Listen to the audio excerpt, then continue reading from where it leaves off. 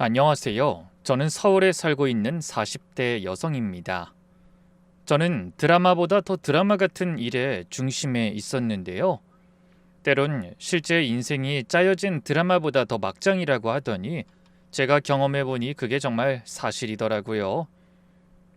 서로는 여기까지만 하고 지금부터 제가 찍은 막장 드라마 시작해 보겠습니다.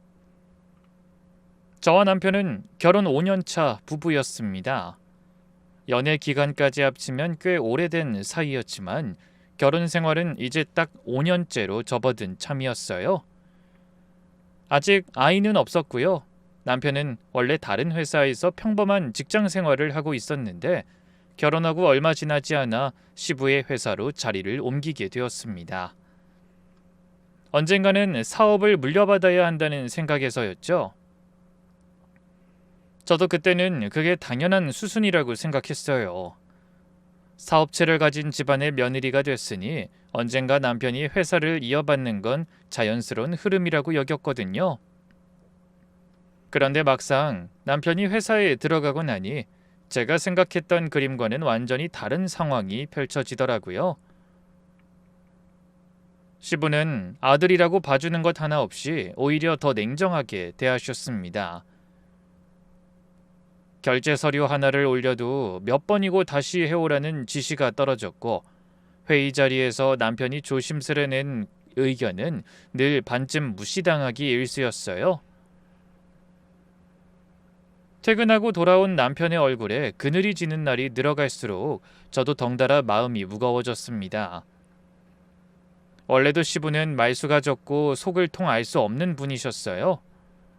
웃는 얼굴 한번 보기가 힘들 정도로 무뚝뚝하셨죠.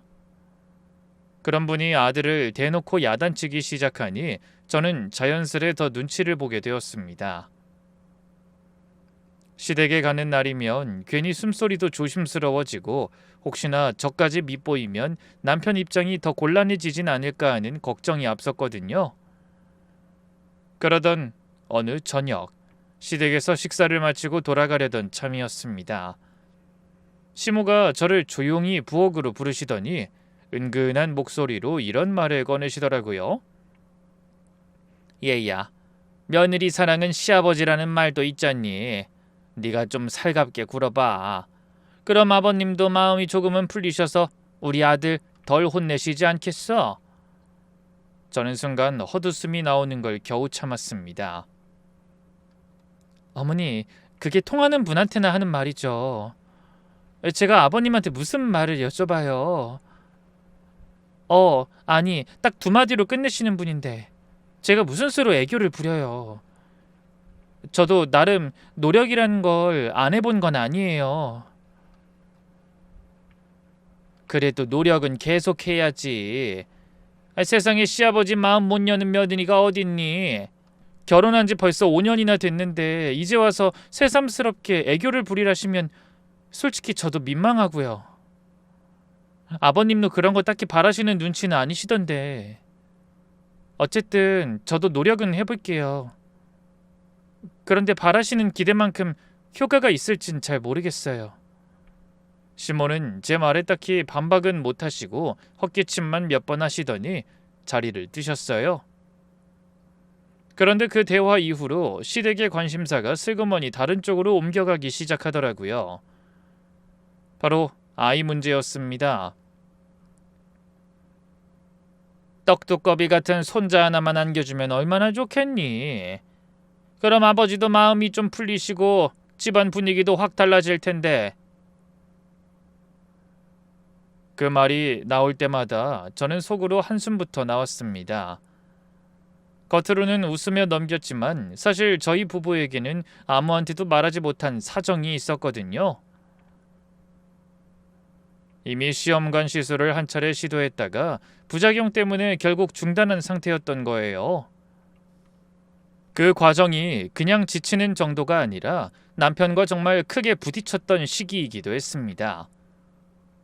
호르몬 주사를 맞고 몸이 붓고 예민해질 때마다 전 혼자 병원을 오갔고 그때마다 남편은 회사 일이 바쁘다는 핑계로 자리를 비우기 일쑤였어요. 결국 몸도 마음도 다 상하고 돈만 병원에 쏟아붓고 끝난 시도였습니다.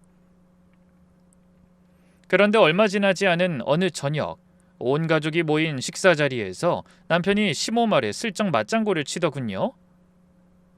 맞아. 당신이 손자 하나 딱 낳아서 아버지한테 안겨주면 아버지도 구박이 좀 줄어들지도 모르겠네. 마음도 좀 유해질 거고 말이야. 그 순간 전 정말이지 참기가 힘들었습니다. 숟가락을 내려놓는 손이 다 떨릴 정도였어요. 당신이 지금 그 말을 할 자격이 있다고 생각해? 우리 시험관 시술할 때 당신이 제대로 협조 한번 안 해줘서 나 혼자 병원 왔다 갔다 하고 그것 때문에 우리 얼마나 많이 싸웠는지 벌써 잊었어? 결국 애도 못 가지고 돈만 그렇게 갖다 버린 거잖아. 그걸 다 잊은 거야? 그리고 나 부작용 때문에 고생한 건 기억 안 나? 남편은 갑자기 훅 들어온 제 말에 순간 당황한 기색이 역력했습니다. 젓가락을 든 손이 잠깐 멈칫하더니 얼굴이 살짝 굳더라고요. 아니 갑자기 그 얘기를 여기서 왜 꺼내는데? 지금 밥 먹는 자리잖아. 전 그 말에 오히려 기가 막혔습니다. 그 얘기를 먼저 꺼낸 게 저라고 생각하는 건가 싶어서요. 내가 먼저 꺼낸 게 아니잖아. 당신이 여기서 어머님 말씀에 맞장구를 치니까 어쩔 수 없이 하는 말이지. 그때 그렇게 힘든 시간을 보내면서 정작 일을 다 망쳐놓은 사람이 지금 와서 무슨 낯으로 아들 타령을 하는 거야? 제 언성이 높아지자 식탁 분위기는 순식간에 얼어붙었어요. 남편은 아무 말도 못하고 시선만 피했고 그 침묵을 못 견딘 시모가 얼른 끼어들었습니다. 그땐 우리 아들도 이리저리 정신이 없었겠지. 지금은 그때와는 다를 건데 넌 어떻게 된 애가 무조건 좋지 않았던 일만 떠올리면 애 기부터 죽이는 거니? 네가 그렇게 하니까 우리 아들이 길을 못 펴고 매일같이 아버지한테 혼나기만 하는 거지.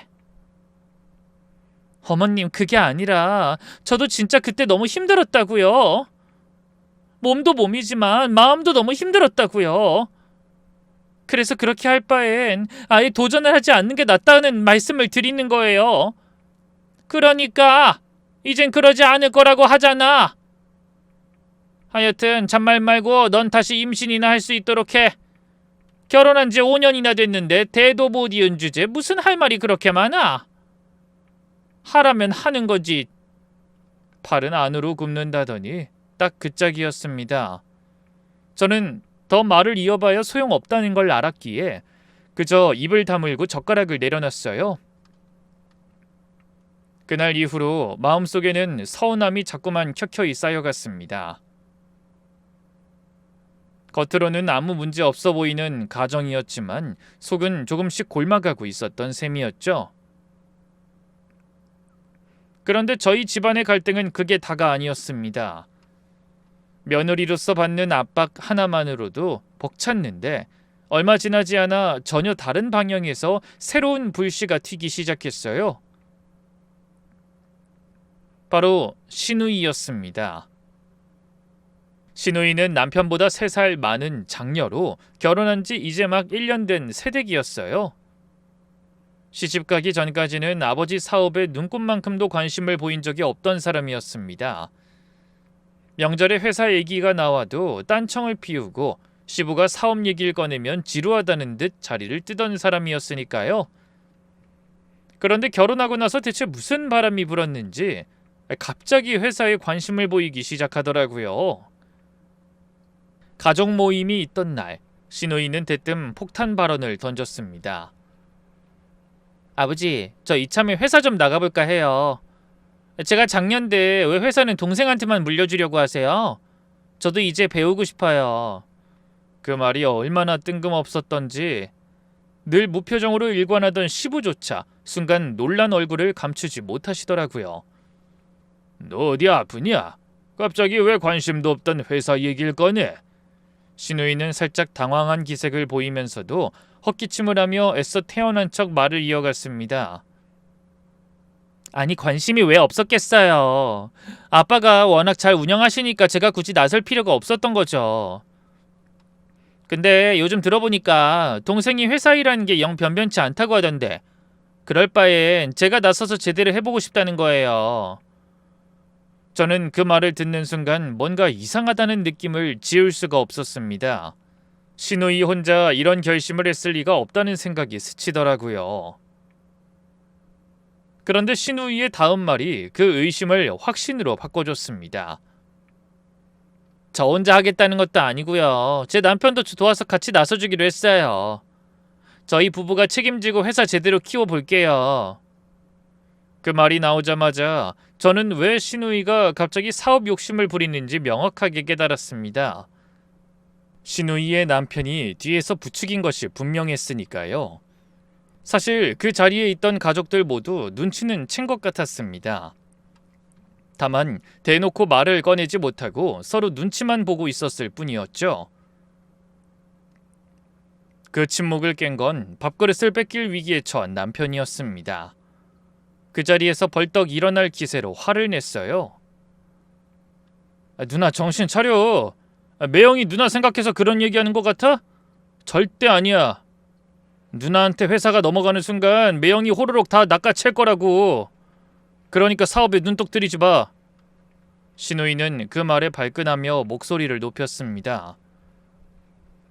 너 지금 우리 남편 모함하는 거야? 어떻게 그런 말을 함부로 해? 매형은 그냥 나 도와주고 싶다고 한 것뿐인데 왜 자기 멋대로 나쁜 사람을 만들어? 모함이 아니라 사실을 말하는 거야. 누나가 순진해서 못 보는 거지. 다른 사람들 눈엔 다 보여. 시몬은 그 자리에서 대놓고 아들 편을 들었고 시부는 그저 한숨만 푹푹 내쉬며 고개를 절레절레 흔드실 뿐이었습니다. 그날 이후로 한동안 집안이 그 문제로 시끄러웠어요. 명절마다 가족 모임마다 은근한 신경전이 이어졌고 저는 그 사이에서 그저 눈치만 볼 수밖에 없었습니다. 괜히 끼어들었다가 어느 한쪽 편을 든 사람으로 몰릴까봐 저는 늘 조용히 자리만 지켰죠. 그럼에도 다행히 시부가 워낙 중심을 딱 잡고 계셨기에 회사 경영권이 실제로 흔들리는 일은 없었습니다. 시부는 신우이의 요구를 단호하게 거절하셨고 사업은 그대로 남편이 물려받는 쪽으로 정리되는 듯 보였어요. 저도 이제 이 갈등도 시간이 지나면 자연스레 가라앉겠거니 싶었습니다. 하지만 그 아슬아슬한 평화는 생각보다 오래가지 못했습니다. 신우이의 사업 욕심 사건이 있고 나서 저는 한동안 마음이 편치 않았습니다. 겉으로는 아무 일 없었던 것처럼 시댁 모임에 얼굴을 비쳤지만 그 자리에 앉아있는 내내 속으로는 이 집안이 앞으로 얼마나 더 시끄러워질까 하는 걱정이 떠나질 않았어요. 그리고 그 걱정은 그리 오래 지나지 않아 현실이 되고 말았습니다. 문제는 신우이가 그 요구를 한 번으로 그치지 않았다는 데 있었습니다. 몇 주가 지나도록 신우이는 틈만 나면 시부 사무실로 찾아가 회사 얘기를 꺼냈고 시부는 그때마다 단호하게 선을 그으셨어요. 회사는 원래대로 갈 거다. 또는 이 얘기 꺼내지 마라. 신우이도 처음엔 그 말에 물러서는 척했지만 속으로는 전혀 포기하지 않은 눈치였습니다. 오히려 시부가 단호하게 나올수록 신우이는 더 집요하게 매달렸어요. 나중에 알고 보니 이 모든 게 신우이의 남편, 그러니까 박서방이 뒤에서 조종한 일이었습니다. 박서방은 애초부터 처가 회사의 사장 자리에 욕심을 내고 있었던 거예요. 능력 없는 처남한테 회사가 넘어가서 망하는 꼴을 보느니 차라리 자기가 직접 나서서 제대로 키워보겠다 싶다는 속내였던 거죠. 신우이는 그런 남편의 부추김에 넘어가 본인도 그게 옳은 길이라고 믿어버린 것 같았습니다. 그날도 신우이는 시부 사무실을 찾아갔습니다. 그런데 이번엔 여느 때와 분위기가 사뭇 달랐다고 해요. 나중에 회사 직원을 통해 전해 들은 얘기로는 신우이가 사무실 문을 닫고 들어가더니 꽤 오랜 시간 언성을 높였다고 하더군요. 아빠, 솔직히 말씀드릴게요. 동생 아빠 눈에도 영 미덥지 않으시잖아요. 요즘 회사 돌아가는 꼴 좀 보세요. 실적도 계속 떨어지고 있고요. 이럴 바엔 저희 남편이 낫지 않겠어요? 저희 남편 다니던 회사에서도 능력 인정받던 사람이에요. 저랑 같이 이 회사 맡으면 지금보다 훨씬 잘 키울 자신 있대요. 네 남편 능력이 어떻든 이 회사는 내 회사고 내가 결정할 문제다. 사위한테 넘길 생각 전혀 없으니까 그만해라. 아빠는 왜 그렇게 아들만 감싸고 두세요? 딸은 자식도 아니에요? 저도 이 집 자식이잖아요. 시부는 그 말에도 흔들리지 않고 냉정하게 거절하셨다고 합니다. 그런데 하필 그 자리에 마침 서류를 전달하러 온 남편이 들어서게 됐어요. 남편은 누나가 언성을 높이며 매달리는 모습을 보자마자 화가 치밀어 올랐던 모양입니다. 누나 지금 뭐 하는 거야? 대놓고 매형회사 만들어주겠다고 아버지 앞에서 이러는 거야? 너 지금 이 상황에 그 소리가 나와? 우리 남편이 능력 있다는데 그게 왜 문제야? 넌 동생이라는 게 도와주진 못할 망정 왜 자꾸 초를 쳐? 초를 치는 게 아니라 사실을 말하는 거지. 매형이 능력 있는 게 아니라 그냥 이 회사 먹고 싶은 거잖아. 누난 그것도 몰라? 두 사람의 언성이 사무실 밖까지 새어나갈 정도로 커졌고 결국 험한 말까지 오갔다고 합니다. 신우이는 동생한테 온갖 서러운 소리를 들었다며 더 크게 화를 냈고 남편도 지지 않고 맞서며 서로에게 상처가 될 말들을 쏟아냈다고 해요. 그 모습을 옆에서 지켜보던 시부는 자식들이 회사 하나를 두고 이렇게까지 싸우는 걸 보며 억장이 무너지셨던 모양입니다. 그리고 바로 그날 사달이 나고 말았습니다. 신우이와 남편이 씩씩거리며 사무실을 나간 직후 시부가 갑자기 쓰러지셨다는 연락을 받았어요. 회사에서 한창 업무를 보고 있던 오후 남편에게 걸려온 전화였는데 목소리부터가 심상치 않았습니다. 여보, 지금 당장 병원으로 와. 아버지가 사무실에서 갑자기 쓰러지셨대. 저는 그 말을 듣자마자 자리에서 벌떡 일어났습니다. 손이 떨려서 가방을 챙기는데도 시간이 한참 걸렸어요. 택시를 잡아 타고 가는 내내 창밖 풍경이 하나도 눈에 들어오지 않았습니다. 그저 제발 별일 아니게 그 생각만 되뇌었죠. 병원 응급실 앞에 도착했을 때 이미 시모와 신우이가 와 있었습니다. 신우이는 새하얗게 질린 얼굴로 복도 의자에 주저앉아 있었고 시모는 발을 동동 구르며 응급실 문 앞을 서성이고 있었어요. 잠시 후 담당 의사가 나와 상황을 설명해 줬습니다. 쓰러지신 당시 극심한 스트레스와 격한 감정 상태가 원인이 되어 뇌혈관이 터진 것으로 보입니다. 뇌출혈이에요. 지금 바로 수술 들어가야 하고 수술이 잘 끝난다 해도 의식이 언제 돌아온다 해도 예전처럼 말씀을 하시거나 거동하실 수 있을지는 지금 단계에서는 장담드리기 어렵습니다. 그 말을 듣는 순간 저는 다리에 힘이 풀려 옆에 있던 벽을 짚고서야 겨우 몸을 지탱할 수 있었습니다. 뇌출혈이라니, 그것도 화가 나서 흥분한 상태로 인해 혈관이 터졌다니, 그 원인을 짐작하고 있었기에 저는 더 참담한 심정이 되었습니다. 회사 하나를 둘러싼 자식들의 다툼이 부모의 목숨을 위협할 수도 있다는 걸 그 순간 처음으로 실감했으니까요. 수술실 앞에서 기다리는 시간은 그야말로 지옥 같았습니다. 시모는 연신 눈물을 훔치며 발을 굴렀고 신우이는 고개도 못 들고 흐느껴 울기만 했어요. 남편은 아무 말 없이 벽에 등을 기댄 채 넋이 나간 표정으로 서 있었습니다. 전 그런 남편의 옆에서 감히 뭐라 위로의 말을 건넬 수조차 없었어요. 이 모든 상황이 낳은 결과를 누구보다 잘 알고 있었으니까요. 몇 시간이 지나서야 수술실 불이 꺼지고 의사가 나와 수술은 일단 잘 끝났으며 다행히 큰 고비는 넘겼다고 전했습니다. 하지만 예상대로 의식은 바로 돌아오지 않았고 언제 깨어나실지 장담할 수 없으며 완전히 회복하기까지 꽤 오랜 시간이 걸릴 거라는 말이 이어졌어요. 그 말을 듣는 순간 온 가족이 그 자리에 얼어붙은 듯 아무 말도 하지 못했습니다. 게다가 설령 깨어나신다 해도 한쪽 몸이 마비되고 말도 어눌해질 가능성이 크다는 청천벽력 같은 진단이 내려졌죠. 그러니까 이제부터는 지치고 힘든 장기전, 본격적인 간병이 시작되어야 하는 냉혹한 상황과 마주하게 된 것이었습니다. 집안에 돈이 없는 것도 아니어서 처음엔 다들 당연히 전문 간병인을 구하면 되는 문제라고 생각했어요. 실제로 며칠 만에 경력 많고 야무진 간병인 한 분을 구하기도 했습니다. 그런데 문제는 그 다음이었어요.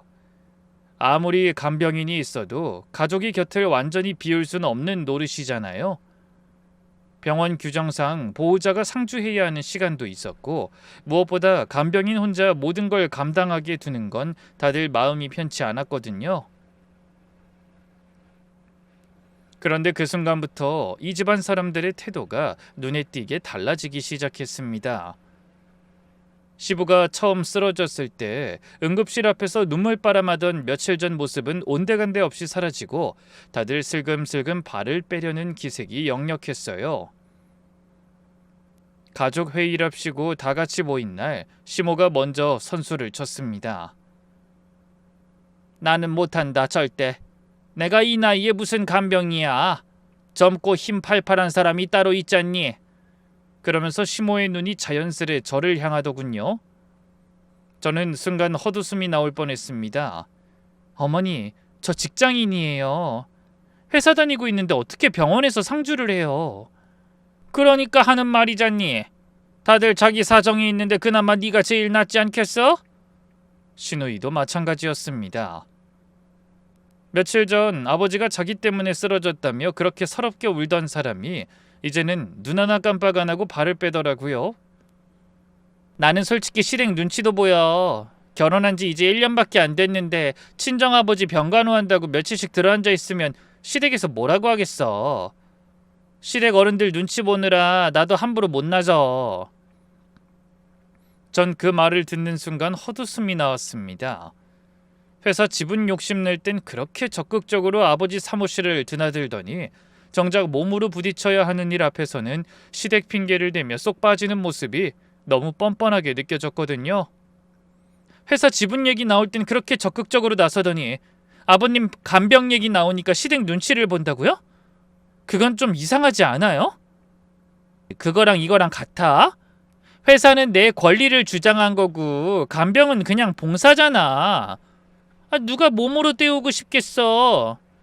전 그 말이 정말 기가 막혔습니다. 권리는 챙기고 싶고 책임은 지고 싶지 않다는 속내를 저렇게 아무렇지 않게 말할 수 있다는 게 놀라울 지경이었어요. 남편도 별반 다르지 않았습니다. 나야 지금 회사 대신 맡아서 처리해야 할 일이 산더미인데 어떻게 병원에 붙어있어. 아버지 자리 비면 회사 전체가 흔들린단 말이야.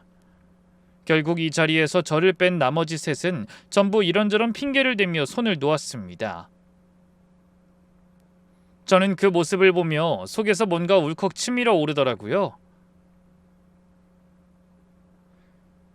저도 회사 다니는 사람이라고 몇 번을 말씀드려요. 저도 제 일이 있고 저도 나름 커리어에 자부심 갖고 일해온 사람이에요. 그런데 다들 이렇게 저한테만 떠넘기시면 전 뭐가 돼요? 그렇게 저는 처음엔 완강하게 거절했습니다. 남편과도 이 문제로 며칠간 크게 다퉜어요. 당신 그깟 회사 일이 지금 아버지 목숨보다 중요해? 좀 쉬면 안 돼? 그깟 일이라니. 지금 그 말이 나와? 내가 그동안 얼마나 열심히 일했는지 몰라서 이래? 그리고 회사 사정이라는 게 내 마음대로 뺐다 꼈다 할 수 있는 게 아니잖아. 당신 말고 누가 하는데. 엄마도 못한다, 누나도 못한다. 난 회사 지켜야 하는데 그럼 아버진 그냥 놔둬? 전 그때마다 억울함과 서운함이 동시에 밀려왔습니다. 왜 저만 모든 걸 내려놓고 희생해야 하는 사람 취급을 받아야 하는지 도무지 납득이 가지 않았거든요. 그런데 마음이 완전히 바뀌게 된 계기가 있었습니다. 어느 날 퇴근길에 잠깐 병문 안을 들렀는데 시부가 눈을 감은 채 누워 계신 모습이 그날따라 유독 안쓰럽게 느껴지더라고요. 간병인분이 정성껏 돌봐주고 계셨지만 아무래도 제 눈에는 손끝이 덜 닿은 부분들이 자꾸 보였습니다. 손톱이 조금 자란 것도, 입가가 마른 것도, 이불이 삐뚤어진 것도요.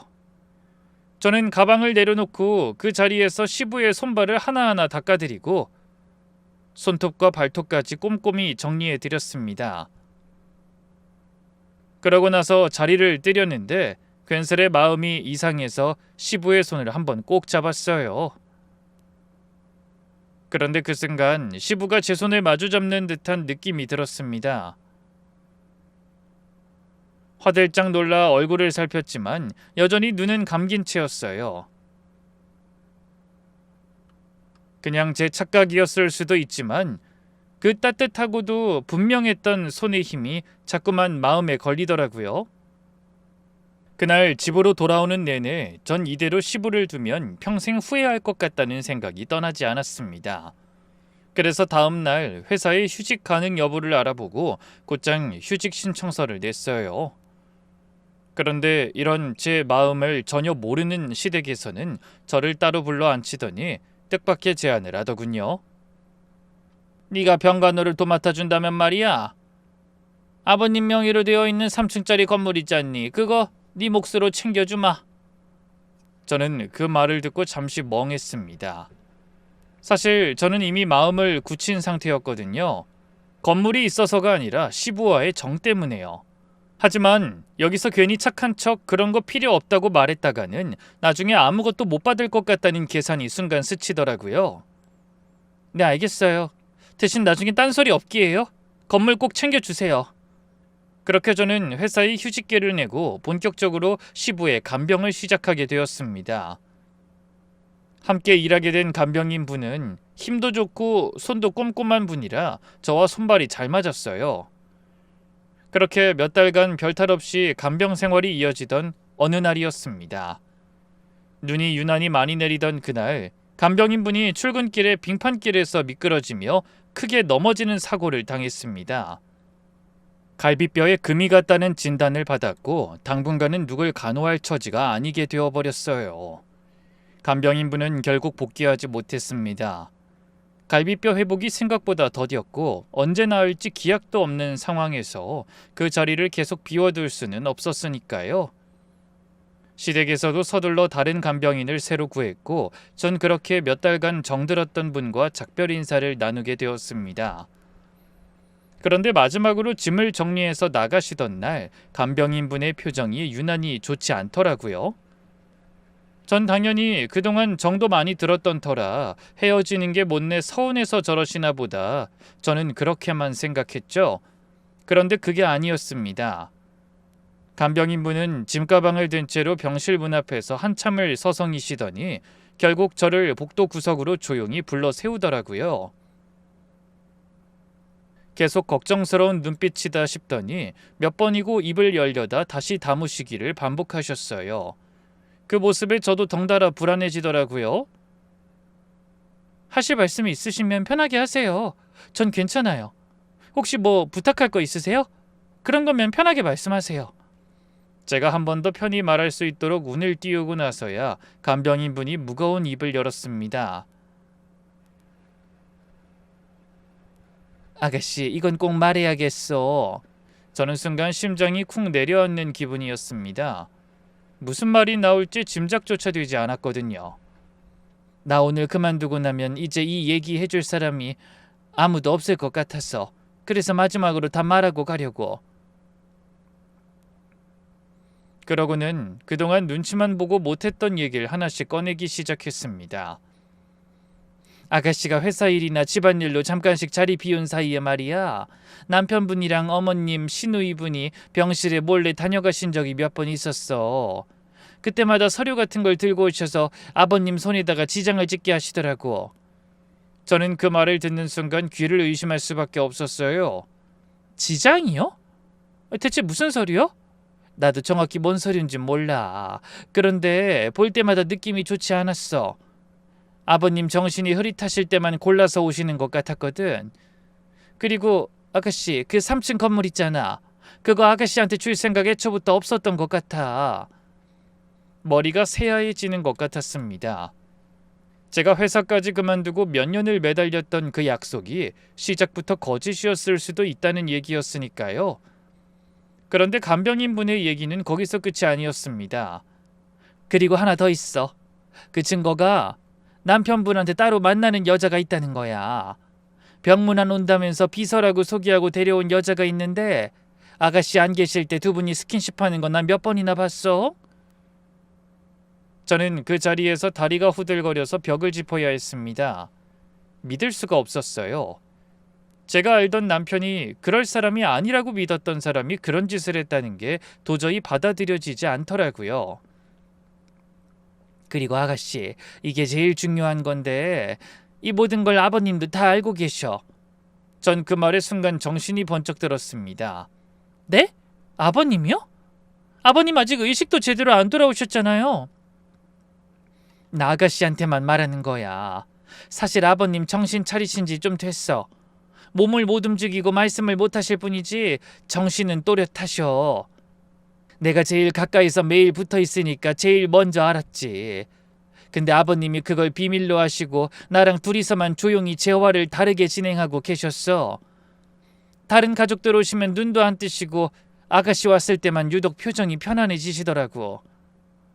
간병인분은 충격에 빠진 제 눈치를 한번 쓱 보시더니 다시 입을 열어 충격적인 말들을 이어나갔습니다. 아버님도 아가씨가 진짠지 다른 사람들이 진짠지 다 알고 계신 거야. 근데 아가씨도 누구 편인지 확실하지 않으니까 아버님도 나도 그동안 말을 못했던 거지. 근데 이제 나도 떠나야 하니까 마지막으로 말해주고 가는 거야. 몇 달 지켜보니까 아가씨는 그런 사람이 아니더라고. 진짜 아버님 편인 것 같았어. 저는 그 말을 다 듣고도 한참을 아무 말도 하지 못했습니다. 머릿속이 하얗게 지워지는 느낌이었어요. 그러다 겨우 정신을 붙잡고 떨리는 목소리로 되물었습니다. 거짓말 마요. 아니죠? 남편이 바람이라니. 그리고 시댁 식구들이 그런 짓을... 아버님이 그걸 다 듣고 계셨다니요. 어떻게 그런 끔찍한 일이... 목소리가 자꾸만 갈라졌습니다. 믿고 싶지 않은 마음이 너무 커서 저는 같은 말을 몇 번이고 되뇌었어요. 아니에요. 그럴 리가 없어요. 제가 알던 사람들이 그럴 리가 없다고요. 간병인분은 그런 저를 안쓰럽게 바라보시며 제 손을 꼭 잡아주셨습니다. 나도 이 얘기하면서 몇 번이나 망설였는지 몰라. 아가씨가 얼마나 힘들지 뻔히 아니까. 근데 이제 내가 그만두고 나면 아버님 제일 가까운 곳에서 챙길 사람이 아가씨잖아. 그럼 아가씨는 알고 있어야 한다고 생각했어. 모르는 채로 계속 이용만 당하게 둘 순 없으니까. 미안해. 이런 얘기 전하게 돼서. 저는 그 자리에 주저앉을 뻔한 걸 간신히 버텼습니다. 간병인분은 제가 조금 진정될 때까지 옆에서 등을 토닥여 주셨어요. 난 오늘부로 그만두지만 혹시라도 아가씨한테 필요한 게 있으면 언제든 연락해. 내가 본 거 들은 거 필요하면 다 증언해 줄게. 아가씨 혼자 이 일 겪게 두고 싶지 않아. 저는 그 말에 눈물이 왈칵 쏟아졌습니다. 이 집안에서 유일하게 아무 대가 없이 제 편이 되어준 사람이었으니까요. 감사해요, 정말. 그동안 아버님 잘 돌봐주셔서, 그리고 이렇게 말씀해 주셔서 감사해요. 그렇게 간병인분은 짐을 챙겨 떠나셨습니다. 하지만 그 인연은 거기서 끝이 아니었어요. 그날 이후로 간병인분은 제게 있어 단순한 전 간병인이 아니라 가장 든든한 조력자이자 훗날 결정적인 증인이 되어주셨습니다. 그날 밤 전 한숨도 자지 못했습니다. 별의별 생각이 다 들었어요. 설마 정말 그럴 리가 하면서도 자꾸만 마음 한구석이 무겁게 가라앉았습니다. 사흘 동안 저는 겉으로는 아무 일 없는 척 평소와 다름없이 병간호를 이어가면서도 남편 눈치를 살피며 조용히 확인 작업에 들어갔습니다. 먼저 남편의 휴대전화를 몰래 살펴봤습니다. 잠금이 풀린 틈을 타 메시지함을 열어보니 낯선 이름으로 저장된 사람과 은밀한 대화가 오간 흔적이 남아있더라고요. 카드 내역도 확인해봤습니다. 병원 근처 호텔에서 결제된 내역이 한두 번이 아니었어요. 그 다음엔 남편 서재를 뒤졌습니다. 서랍 깊숙한 곳에서 이미 지장까지 찍힌 서류 사본을 발견하게 되었죠. 자세히 살펴보니 시부 명의로 된 재산 관련 증여 서류였고 3층 건물은 이미 다른 이름으로 정리되는 절차가 진행 중이었어요. 날짜를 확인해보니 전부 제가 잠깐 자리를 비웠던 시간대와 정확히 겹치더군요. 그 서류를 손에 쥔 채 저는 온몸에 힘이 다 빠지는 걸 느꼈습니다. 간병인분의 말이 전부 사실이었던 겁니다. 그동안 제가 회사까지 그만두고 헌신했던 시간이 처음부터 거짓 약속 위에 쌓아 올린 모래성이었다는 걸 깨닫는 순간이었어요. 마지막으로 확인해야 할 게 하나 남아 있었습니다. 바로 시부였습니다. 저는 다음날 병실에 조용히 들어가 시부의 손을 가만히 잡고 나지막히 물었습니다. 아버님, 저 다 알아요. 맞죠? 한참 정적이 흘렀습니다. 저는 숨도 제대로 쉬지 못한 채 시부의 얼굴을 바라보고 있었어요. 그러다 정말 시부의 눈꺼풀이 미세하게 2번 깜빡이는 게 보였습니다. 그동안 다른 가족들이 왔을 때는 눈도 뜨지 않으시던 분이 저한테는 분명하게 신호를 주신 거였어요. 그 순간 저는 참았던 눈물이 왈칵 쏟아졌습니다. 시부는 처음부터 다 알고 계셨던 겁니다. 자식들이 자신의 재산을 몰래 빼돌리고 아들이 바람을 피우는 것까지도요. 말할 수 없는 몸으로 그저 지켜만 볼 수밖에 없었던 그 심정이 어땠을지 저는 감히 짐작조차 하기 힘들었습니다. 예전에 손을 꼭 잡아주신 것 같던 그 느낌도 제 착각이 아니라 시부가 정말로 저에게 보내주신 신호였다는 걸 그제야 확신할 수 있었죠. 저는 시부의 손을 꽉 붙잡고 다짐했습니다. 이대로 넘어가지 않겠다고요. 그동안 흘렸던 눈물과 쏟아붓던 시간, 그리고 시부가 홀로 견뎌야 했던 그 침묵의 시간까지 반드시 제대로 되갚아주겠다고 마음먹었습니다. 시부가 눈 깜빡임으로 의사소통이 가능하다는 걸 확인한 바로 다음 날, 전 곧장 움직였습니다. 지인을 통해 소개받은 이런 사건을 다뤄본 경험이 많은 변호사를 수소문해서 찾아갔어요. 변호사님, 저희 시아버님이 의식은 있으신데 몸을 못 움직이고 말씀도 못하세요. 그런데 그 상태를 이용해서 가족들이 재산을 몰래 처분한 것 같아요. 이걸 법적으로 되돌릴 방법이 있을까요? 변호사님은 제 얘기를 다 듣고 나서 신중한 표정으로 답하시더군요. 가능합니다. 다만 시아버님의 의사표현이 실제로 유효하다는 걸 객관적으로 입증하는 게 먼저예요. 눈 깜빡임만으론 법정에서 인정받기 어려울 수 있으니 의료진과 언어치료사를 통해 정식으로 의사소통 능력을 확인받는 절차부터 밟으시죠. 저는 그 즉시 병원 측에 요청해서 신경과 전문의와 언어치료사를 병실에 동석시켰습니다. 몇 차례에 걸친 검사와 관찰 끝에 시부가 특정 질문에 눈을 깜빡이는 횟수로 예, 아니오를 정확하게 구분해서 답하실 수 있다는 게 의학적으로 확인되었어요. 그 소견서를 받아든 순간 전 이제야 뭔가 제대로 시작할 수 있겠다는 확신이 들었습니다. 그때부터 저와 시부, 변호사님 이렇게 셋이서 은밀하게 움직이기 시작했습니다. 눈 깜빡임뿐 아니라 손짓, 그리고 간단한 문자판을 이용한 필담 보조기구까지 동원해서 시부의 진짜 뜻을 하나하나 확인해 나갔어요. 겉으로는 아무 일도 없는 척 시댁 식구들에게는 여전히 시부가 의식 없는 상태인 것처럼 굴면서 물밑에서 조용히 준비를 이어갔습니다. 남편이 병문안을 올 때마다 저는 아무것도 모르는 며느리인 척 태연하게 행동해야 했어요. 속으로는 억장이 무너졌지만 여기서 티를 냈다가는 모든 게 물거품이 될 수 있었으니까요. 변호사님을 통해 가장 먼저 확인한 건 그동안 무단으로 처리된 재산 내역 전부였습니다. 3층 건물, 회사 지분, 통장까지 하나하나 추적해서 원상복구 절차에 들어갔어요. 지장이 찍힌 서류들은 시부의 진위에 명백히 반한다는 걸 의료기록과 시부 본인의 명시적 의사표시로 입증해서 하나씩 무효화시켰습니다. 사업과 관련해서도 시부가 직접 의사를 밝혀 후견인을 남편에서 저로 변경하고 향후 경영권은 전문 경영인 체제로 넘기는 쪽으로 정리했어요.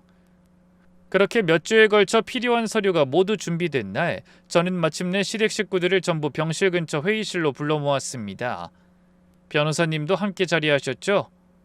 남편, 시모, 시누이 모두 영문도 모른 채 자리에 앉았습니다.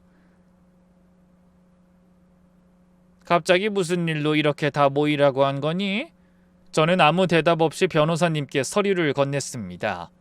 변호사님이 차분한 목소리로 하나씩 짚어가기 시작했어요. 먼저 3층 건물 증여 관련 서류, 그리고 회사 지분 이전 관련 서류입니다. 이 모든 처분은 의학적으로 확인된 본인의 명시적 의사표시에 반하는 것으로 원인 무효에 해당합니다. 그 문장이 낭독되는 순간 남편의 얼굴이 하얗게 질렸습니다. 신우이는 자기도 모르게 자리에서 벌떡 일어났고요. 아버지가 무슨 의사표현을 해요? 아버지 의식 없으신 거 아니었어요? 저는 그 말에 조용히 병실 쪽으로 문을 가리켰습니다. 미리 준비해둔 대로 시부가 휠체어에 앉은 채 병실 문 앞까지 나와 계셨어요. 이 절차에 관여한 가족 구성원에 대해서는 각각 별도의 조치를 취하겠다고 하십니다. 방 안 공기가 순식간에 얼어붙었습니다. 남편은 그 자리에서 무너지듯 주저앉았고 시모는 믿을 수 없다는 듯 고개를 세차게 흔들었어요. 여보, 이게 무슨... 당신 정말 다 알고 있었던 거예요? 시부는 그 물음에 아무 대답도 하지 않으셨습니다. 그저 천천히 하지만 분명하게 눈을 2번 깜빡이셨을 뿐이었어요. 그 침묵이 오히려 어떤 대답보다도 무겁게 느껴지더군요. 아버지, 저 정말 잘못했습니다. 한 번만 용서해 주세요. 남편은 시부 앞에 무릎을 꿇고 눈물로 매달렸지만 시부는 눈길 한 번 주지 않으셨습니다.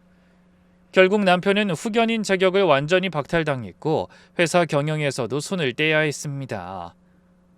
집안 호적과 재산상 어떤 지분도 남기지 않기로 확정되었어요. 시모는 그 자리에서 넋이나간 얼굴로 서 있다가 뒤늦게 시부를 붙잡고 매달리기 시작했습니다.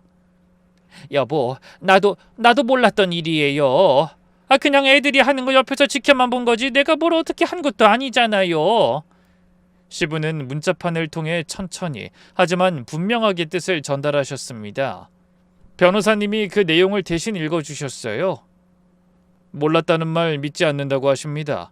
그동안 자식들이 병실 드나드는 걸 다 알고 계셨으면서 단 한 번도 말리거나 알리려 하지 않으셨다고요. 오히려 옆에서 부추기는 걸 여러 번 들으셨다고 하십니다. 시모는 그 말에 얼굴이 하얗게 질려 아무 말도 하지 못했습니다. 게다가 재산 분할을 진행하면서 확인해보니 예상치 못한 사실들이 더 드러났습니다. 그동안 알고 지내시던 남성분들과의 관계에 상당한 돈을 쌓으신 정황이 있고 그 액수도 결코 적지 않습니다. 이 부분까지 감안하면 오히려 반환하셔야 할 금액이 더 많습니다. 그건 그냥 외로워서 사람 만나서 밥이나 같이 먹은 거지. 하지만 그 변명은 통하지 않았습니다. 결국 시부는 재산 분할을 정리한 뒤 황혼 이혼 절차를 밟기로 최종 결정하셨습니다. 오랜 세월을 함께한 부부였지만 시부는 더 이상 이 관계를 이어갈 이유가 없다고 판단하신 거였어요.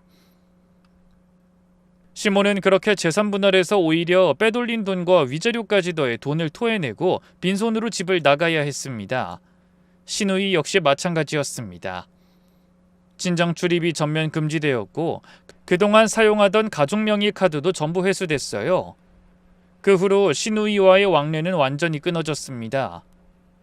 얼마 지나지 않아 이 소식이 시누이 남편 쪽 귀에도 들어갔던 모양이에요. 나중엔 전에 들은 이야기로는 시누이가 이 소식을 전하며 눈물로 매달렸다고 하더군요. 여보, 나 어떡해? 아버지 재산이 다 무효 처리됐어. 이제 친정에 발길도 하지 말래. 아마도 물 건너간 것 같아. 아, 그래? 그럼 우리 결혼 생활도 물 건너갔다고 생각하면 돼. 어? 그게 무슨 소리야? 우리 결혼 생활도 물 건너갔다니? 못 알아들었어? 난 말이야, 애초에 당신 같은 여자를 사랑해서 결혼한 적이 없다는 뜻이야. 얼굴 별로야, 능력도 없어, 그렇다고 성격이 좋은 것도 아닌데 머리까지 나쁘잖아. 그런 당신이랑 내가 왜 결혼했겠어? 당신 아빠 사업이나 가지고 오라고, 그 사업 하나 바라고 결혼한 건데 친정에서 버림받은 여자를 내가 왜 데리고 살겠냐? 그러면 우리 이혼하자는 그 이야기야? 당신마저 날 버리겠다고? 말은 똑바로 해. 내가 먼저 버린 게 아니고 당신 집에서 당신을 버렸기에 나도 당신을 버린 거야. 알겠어? 시누이는 그렇게 남편에게마저 매몰차게 버림받았습니다. 처음부터 끝까지 진심으로 그녀를 봐준 사람은 아무도 없었던 셈이었죠. 그것이 끝이 아니었습니다. 이때까진 시부의 복수였고 이제 제 복수가 남아있었어요.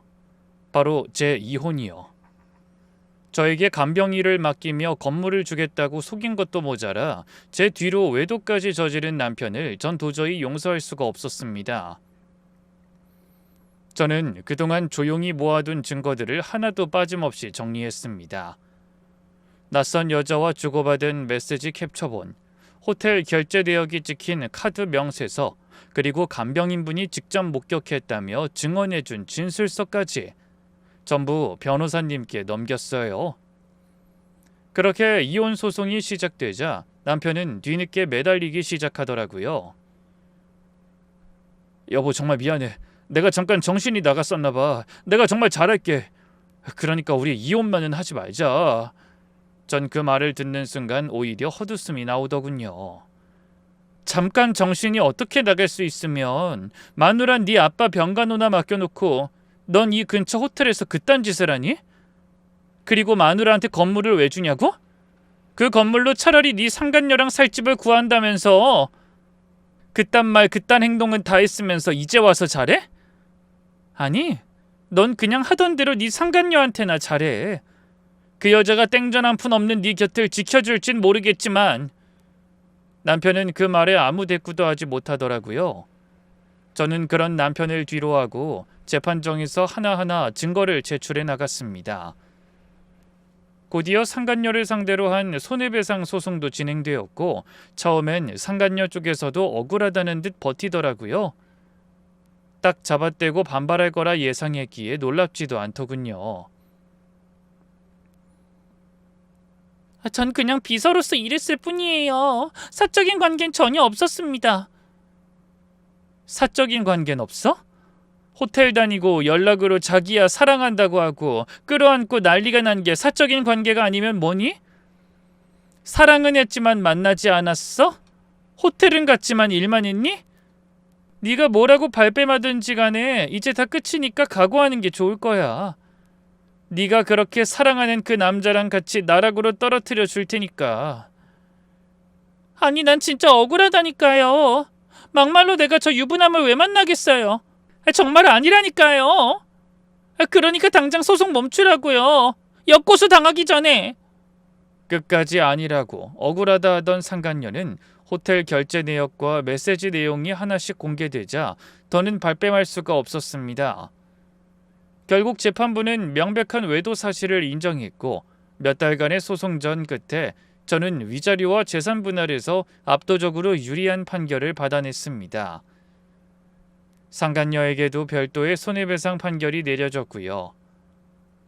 그렇게 저는 법적으로도 감정적으로도 이 사람들과의 모든 관계를 완전히 정리할 수 있었습니다. 저와 이혼을 하고 난 뒤에는 상간녀도 도망가며 전 남편도 아주 보기 좋은 꼴이 되었다고 하네요. 그 후 모든 것이 잘 마무리되었다고 생각했어요. 만족스러운 결과였으니까요. 하지만 그 세 사람은 그렇지 않았습니다. 이혼이 완전히 확정되고 얼마 지나지 않았을 때였습니다. 전 남편과 전 시모, 전 시누이가 다 함께 절 찾아왔습니다. 셋 다 몰골이 말이 아니었어요. 그동안의 재산 분할과 소송 결과로 완전히 빈털터리가 되어버린 상태였으니까요. 저를 보자마자 바닥에 주저앉듯 매달리기 시작했습니다. 제발 우리 좀 도와줘. 이러다 우리 셋 다 길바닥에 나앉게 생겼어. 그거 바라고 이렇게까지 한 거야. 아직도 모르겠어? 그리고 양심이 있니 없니? 어떻게 날 찾아올 생각을 해? 나한테 한 짓이 얼만데? 나도 반성하고 있어. 잘못했고. 그리고 이제 와서 이런 말을 그런데 건물은 내가 주지 않겠다고 한 게 아니었어. 전 남편이 먼저 입을 열었습니다.